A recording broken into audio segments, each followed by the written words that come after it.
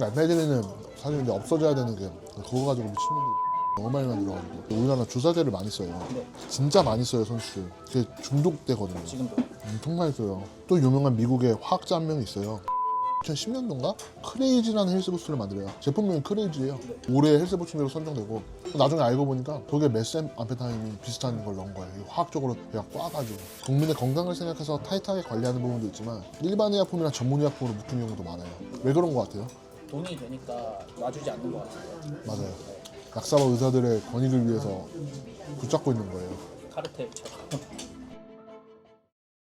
감사합니다.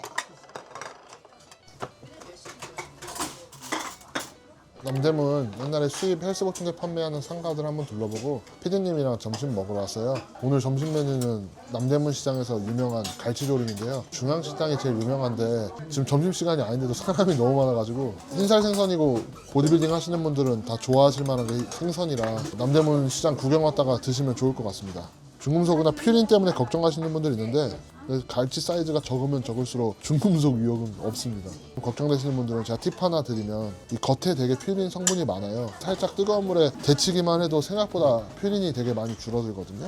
갑자기 생각나서 말씀드렸습니다. 됐습니다. 네, 맛있게 드십시오. 양념 맛있네요. 비슷하지 않을까? 네, 그 올림피아 선생님께서 하신 말씀 중에 진짜 맞는 말이 뭐냐면 근육통이 곧 근성장은 아니거든요. 운동을 하면 NPS라는 게 되게 높아져요. NPS가 그 자체로 단백동화라고 생각하는 분들이 있는데 그걸 근거해서 분할을 짜기도 하는데 NPS가 중요한 건 맞는데 그게 근비대랑 바로 직결되는 건 아니거든요. 그래서 오히려 근육이 너무 많이 손상되면 근육이 성장하는 게 아니라 회복하는데 NPS가 다 쓰여가지고 근육 성장이 오히려 안 좋아요. 처음 시작하는 거 근육통 엄청 심하잖아요. 그죠? 한 달 동안 열심히 해도 근육통만 심하고 성장이 없다고 느끼거든요. 운동 초보자 같은 경우에는 좀 시간이 필요할 수 있죠. 바로 처음부터 막 좋아지지가 않을 수도 있는 거고 강도 있게 운동을 하는 게 맞지만 오로지 근육통만 찾아가지고 과하게 활성화시키는 손상시키는 운동이 꼭 정답도 아니라는 거. 아까 전에 명함 보니까 올림피아 상호의 대표님이시잖아요. 근데 명함은 수석 트레이너라고 돼 있더라고요. 그러니까 보통은 대표라는 이름을 더 쓰고 싶어 하는데 저분은 대표라는 이름보다는 수석 트레이너라는 이름이 자기는 더 좋은 거예요.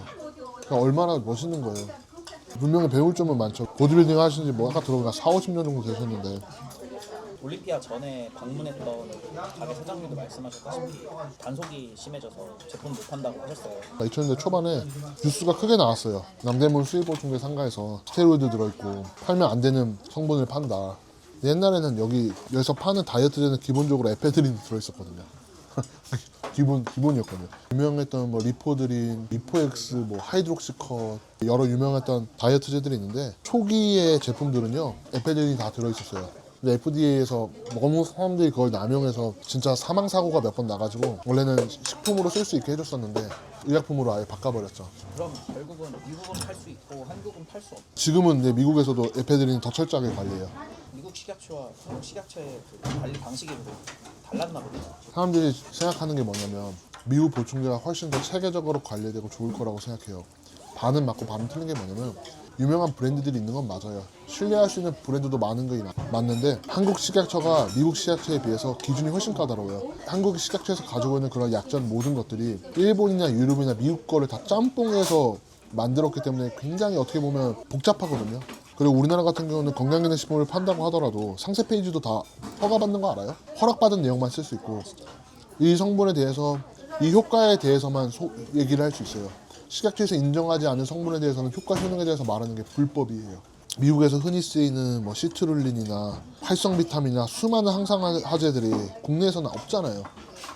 우리나라는 기술력이 없어서 못 만드냐? 그게 아니거든요. 왜냐면 어차피 미국에 있는 수많은 영양제 회사들도 자기네들 공장을 안 갖고 있는 경우가 사실 대다수예요. 대부분 인도나 중국에서 만들어진 원료 라벨만 바꾸는 경우도 있거든요. 네. 대부분 다 그래요. 보충제들이 화장품이랑 비슷하게.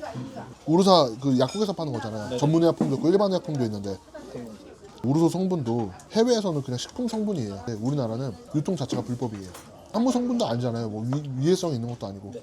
너무 안전에만 좀 초점을 맞춰가지고 이게 국가 경쟁력이 떨어지는 게 뭐냐면 근데 어쩔 수 없이 해외 직구는 다 들어오거든요. 국내 사업자들은 그걸 판매하지 못하니까 되게 어떻게 보면 불리한 경쟁을 하고 있는 거죠. 경쟁력 없는. 소비자 입장에서는 해외 보충제를 한국 보충제보다 더 높게 치는 것도 없지 않아 있겠네요. 그렇죠. 성분 때문에. 대부분의 성분 한국에 쓸 수 있어요. 근데 일부 몇 성분을 못 쓰는데 그것도 생각보다 타격이 엄청 크거든요. 그리고 미국 같은 경우는 그냥 판매할 수 있어요. 유타주 같은데 일부 지역 가면 낙후된 지역에 일부러 헬스 보충제 산업을 활성화시키기 위해서 국회의원들이 법에 기준을 엄청 낮춰놔서 내일이라도 가서 보충제를 그냥 라벨만 바꿔서 팔 수 있는 나라가 미국이에요. 그래서 이제 미국 보충제 같은 경우는 유명한 브랜드 제품들은 신뢰할 수 있죠. 무작정 한국 보충제가 안 좋다, 한국 건강기능식품 영양제가 안 좋다는 거는 조금 잘못된 생각도 있고, 사실 더 큰 문제는 좀 더 유튜브가 크면 해보고 싶은 것 중에 하나가 뭐냐면 그 성분이 국민의 건강을 생각해서 타이트하게 관리하는 부분도 있지만 일반 의약품이나 전문 의약품으로 묶인 경우도 많아요. 뭐 멜라토닌만 봐도 우리나라 전문 의약품이거든요. 멜라토닌 사실상 외국에서 그냥 영양제 그 이상 이하도 아니거든요. 근데 왜 전문의약품으로 하는 거 같아요? 시트룰린도 지금 전문의약품일걸요? 제일 유명한 항산화제랑 혈당 관련해서 인기 있는 알파리포산도 전문의약품이에요. 우리나라 같은 활성 비타민도 약사밖에 못 팔게 돼 있어요. 왜 그런 거 같아요? 돈이 되니까 놔주지 않는 것 같아요. 맞아요. 약사와 의사들의 권익을 위해서 붙잡고 있는 거예요. 카르텔처럼. 그래서 좀 이거를 좀 저는 한번 다루고 싶은데 아직은 영향력이 없어서 나중에 제가 좀 더 유튜브 채널 구독자가 많아지고 영향력이 조금 생기면 한번 이 부분에 대해서 한번 공론화 시켜보고 싶다는 생각이 있어요. 우리나라 지금 영양제에서 지금 다 되게 힘들거든요.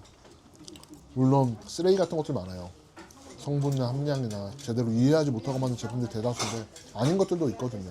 근데 무조건 밑거국이라고 해서 한국 제품들 걸러지고 내려치게 하고. 무조건 영어로 써져 있고 라벨 화려하고 하면 선호하는데 사실 한국이 오히려 훨씬 더 까다로워서 크레아틴이 공업이나 다름없어요. 그릇 만들 때 쓰는 원료랑 비슷한 걸 쓰거든요. 순도가 되게 중요해요. 옛날에는 중국 같은 경우는 불순물 이슈가 있어갖고 독일산을 웬만하면 먹으라는 말이 많았는데 요즘은 불순물 이슈는 사실 없어요. 미국 같은 경우는 우리가 크레아틴 원료를 수입하려고 하면 식품 성적서가 있어요. 순도가 얼마나 나왔고 불순물은 얼마나 나왔고 검사하는 성적서가 있어요. COA라고 해서 그것만 그때 검사한 것만 가지고 있으면 통과해야 되는데 우리나라는 디하이드로타진인가? 특수한 물질이 있어요. 그거를 검사하는 나라가 유일하게 한국밖에 없어요. 그래서 우리나라의 기준이 진짜 까다로워서 원료사들이 혀를 내두르거든요. 과거에 향수로 찾아오긴 했는데 재밌는 걸 많이 들어요. 에페드린 사람들 많이 왔었어요. 진짜. 에페드린은 사실 이제 없어져야 되는 게 그거 가지고 너무 많이 만들어가지고. 그 에페드린 얘기가 나왔었던 보디빌더들이 시장에서 좀 주로 어떤 것들을 많이 샀었을까요? 당연히 뭐 프로틴 이런 거는 보디빌더뿐만 아니라 많은 사람들이 샀고 좀 아는 사람들이 샀던 거는 프로호르몬, 디자이너 스테로이드라는 것들. 그게 옛날에는 미국에서 합법적으로 유통할 수 이게 왜 유통되냐면 말이 안 되는 거거든요. 아까 얘기했듯이 그만큼 미국의 관리 기준이 엄청 낮은 거예요. 사실 그렇게 유통될 수 있죠. 그게 이제 한국에도 흘러 들어와서 많은 선수들이 알음하는. 그래서 우리가 아는 유니버셜 뉴트리션이나 뭐 이런 큰 회사들도 프로호르몬을 팔았었으니까 호르몬 촉진제라고 해서 파는데 막상 넣어놓은 것도 막 프로호르몬이고 그랬었거든요. 그 당시에. 상인분께서도 말씀하셨지만 공무원 시험 보거나 뭐 입시 준비하거나 이런 애들이 여기서 에페드린 사용하면 운동 수행 능력이 오를 수 있는 약물 중 하나거든요. 즉각적인 반응 네. 효과가 있는. 시합 당일날 아니면 그 외에서는 도핑에서 잡지도 않아요. 도핑 목록에도 없어요. 그냥 에페드린이 너무 감기약에도 쉽게 쓰이는 성분이거든요. 왜냐면 이제 사람들이 내추럴의 기준을 원하고 하잖아요. 근데 에페드린 같은 애들이 참 애매한 거죠. 왜냐면 내 생각에는 우리나라 전국민 중에 에페드린 안 먹어본 사람이 없어요. 슈도 에페드린 때문에 우리가 먹는 감기약 기본적으로 슈도 에페드린이 들어있거든요. 그 에페드린과 사실 똑같은 건데 그냥 쉽게 설명한 완화된 버전이거든요.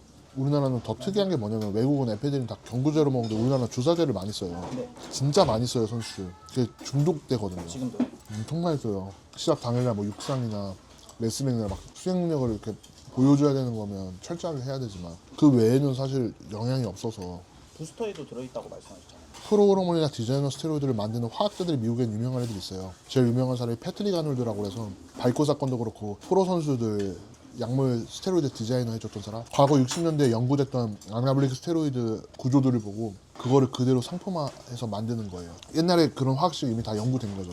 시장에 나오지 못한 제품들이 훨씬 많거든요. 그거를 보고 본인들이 한 번 더 화학적으로 꼬거나 아니면 그 제품을 그대로 다시 복귀시키는 역할을 해요. 패트릭 아놀드는 그런 애였고 또 유명한 미국의 화학자 한 명 있어요. 세계에서 가장 악명 높은 다이어트 약물이 DMP라고 있어요. DMP가 뭐냐면 살충제예요. 엄청나게 강력한 살충제. 다이너마이트, 그러니까 폭약 만들 때도 쓰는 화학물질이거든요. 그걸 다이어트제로 처음으로 쓰면서 대중화시킨 놈이 그 놈이에요. 엄청 위험한 약물이거든요. 근데 진짜 어마어마한 효과가 있고, 근데 잘못하면 거의 장기를 녹여버릴 수 있는 그런 위험한 약물을 알린 사람이고, 슈퍼드롤이라고 있어요. 디자이너 스테로이드인데 옛날에는 그 보충제로 여기 남대문에서 팔았거든요. 아나블리스보다 훨씬 세요. 보디빌딩 하는 애들이 시합 가깝을 때 마스라는 거 써요. 마스테론이라고. 들어온 거 같아요. 되게 유명하잖아요. 그럼 주사제 약물인데 그 마스테론을 메틸화만 시킨 게 슈퍼드롤이에요. 경구제로 먹을 수 있게. 이게 잘못된 설명이긴 한데 구조가 좀 달라요. 비슷하긴 하지만. 근데 그거를 그 사람이 또 처음으로 만들었다가 감옥 갔어요. 3년 동안. 감옥 갔다 나와서 무슨 짓을 했냐면 헬스부스터를 만들었어요. 2010년도 때부터 헬스부스터가 엄청나게 인기가 있거든요. 로니콜몬 노익스 이후로요. 옛날에는 헬스부스터보다 운동선수들도 하이드로스 컷이나 리포드린이나 이런 다이어트제를 많이 써요. 거기에도 에페드린 들어있지, 요인빈 들어있지, 카페인 어차피 들어있으니까. 왜냐면 미국에서 인정하는 다이어트제 성분이랑 헬스부스터랑 결이 비슷해요. 2010년도인가? 크레이지라는 헬스부스터를 만들어요. 제품명이 크레이지예요. 그 당시에는 보디빌딩닷컴이 가장 큰 플랫폼 중에 하나였는데 올해 헬스 보충제로 선정되고 품절돼가지고 못 구했어요. 효과가 너무 좋아가지고 난리 났었어요. 나중에 알고 보니까 거기에 메스암페타민이 비슷한 걸 넣은 거예요. 화학적으로 그냥 꽈가지고 에페드린보다 훨씬 세고, 메스암페타민이랑은 좀 다른, 메스암페타민이랑 에페드린이랑 화학적으로 완전 똑같이 생겼어요. 하이드록시기가 붙어있냐 없냐의 차이거든요. 근데 이제 그놈이 그거를 만들어서 엄청 흥행했었죠. 근데 감옥도 안 갔어요. 그거는 새로운 화학적인 구조를 지가 파생시켜서 만들었기 때문에. 여기에서는 좀 그래도 그렇게 많이는 아니었고, 이런 것만 전문적으로 판매하는 국내 사이트가 생겼었어요. 그래서 체전 선수 사람들이 뭐 대보스텍 하는데 아까 얘기했듯이 대부분 그런 프로호르몬이나 디자이너 스테로이드 많이 썼었거든요. 뭐 숭례문 이 수입상가들 지금 이제 헬스 보충제는 전혀 볼 수 없지만 그래도 살만한 영양제들은 좀 있는 것 같아요. 영양제뿐만 아니라 바로 옆이 명동이고 뭐 신세계백화점 본점도 있고 롯데백화점 본점도 있어서 데이트 겸 한번 오셔서 한번 영양제나 이런 수입식품 상가 한번 둘러보시면 좋을 것 같습니다. 오늘도 시청해주셔서 감사하고요. 좋아요와 구독 부탁드리겠습니다. 감사합니다.